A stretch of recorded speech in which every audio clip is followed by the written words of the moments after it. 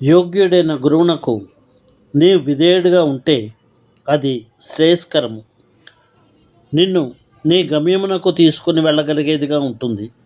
కానీ నీవు యోగ్యత లేని వ్యక్తిని గురువుగా ఎంచుకున్నట్లయితే విధేయత నీకు ఏ విధమైన సహాయం కూడా చేయదు. అందుచేత యోగ్యుడైన గురువును పొందుట యొక్క ముఖ్యాంశాన్ని ప్రాముఖ్యాన్ని గుర్తించారా? నా అభిప్రాయంలో యోగ్యుడైన గురువును పొందుట చాలా ముఖ్యం.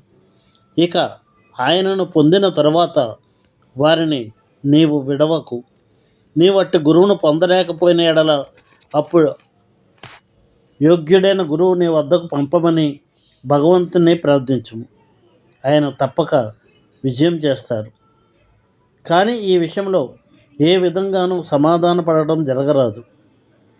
నేను ఒకటి చెప్తాను, యోగ్యత లేని గురువును అంగీకరించడం కంటే గురువు లేకపోవడమే మేలు.